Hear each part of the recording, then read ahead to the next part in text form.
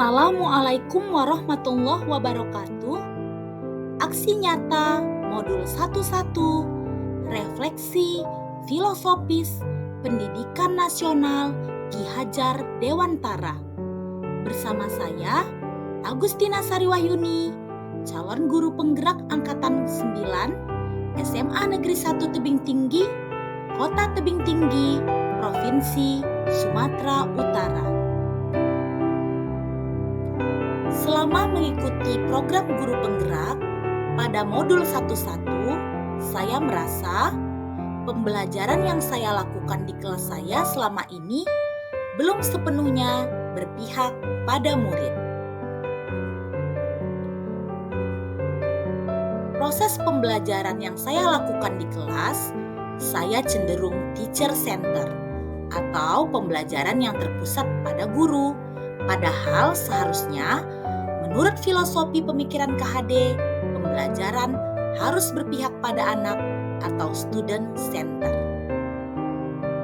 Sehingga anak yang lebih aktif dalam pembelajaran. Guru hanya bertindak sebagai fasilitator yang berupaya memberikan kemudahan belajar bagi siswanya dengan suasana yang menyenangkan, penuh semangat, tidak cemas, dan berani mengemukakan pendapat secara terbuka.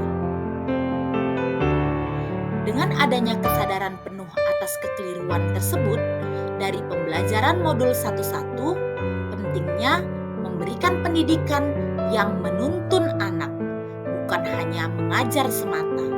Saya harus mampu menjadi teladan bagi para murid saya. Perasaan saya selama melakukan perubahan di kelas adalah optimis dan bersemangat, karena saya memiliki harapan yang besar terhadap para peserta didik saya untuk melakukan perubahan-perubahan ke arah yang lebih baik sesuai impian dan cita-cita mereka.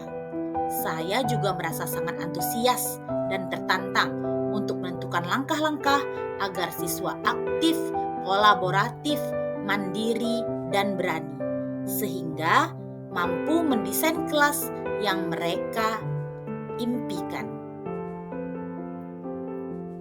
Ide atau gagasan yang timbul sepanjang proses perubahan yaitu mengubah metode pembelajaran dari teacher center menjadi student center, sehingga nilai-nilai siswa aktif, kolaboratif, mandiri, dan berani mampu diimplementasikan. Pembelajaran dan pengalaman dalam bentuk catatan praktik baik atau best practice adalah yang pertama, melakukan asesmen diagnosis non-kognitif. Asesmen diagnosis ini digunakan untuk mengetahui latar belakang siswa, minat siswa, sarana prasarana pendukung yang dimiliki siswa, dengan tujuan pemetaan dan mengetahui gaya belajar siswa tergolong dalam visual, audio, atau kinestetik.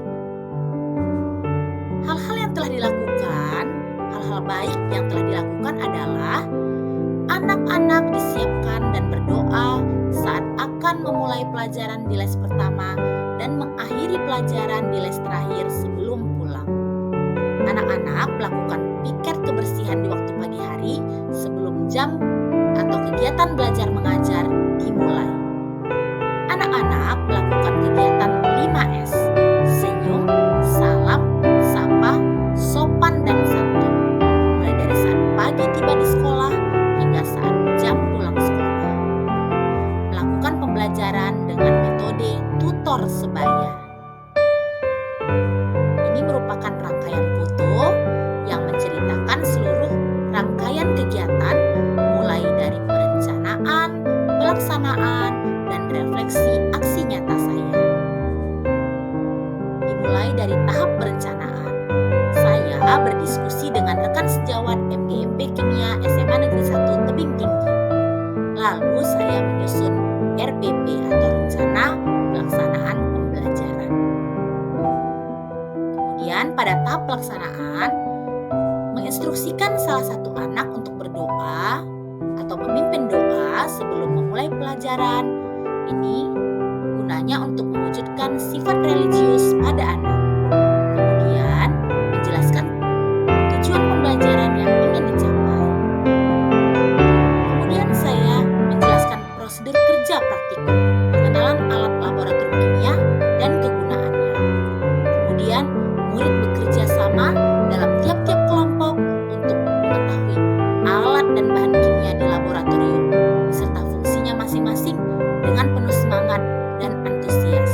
Terlebih ini merupakan pengalaman belajar perdana murid SMA kelas 10 di laboratorium kimia. Ini merupakan testimoni dari murid yang terlibat dalam proses perubahan yang saya lakukan.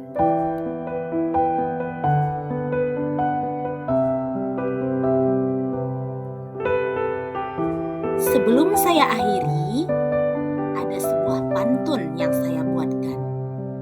Batas RI dan Malaysia Selat Malaka, jalur pelayaran penting, hal yang fakta.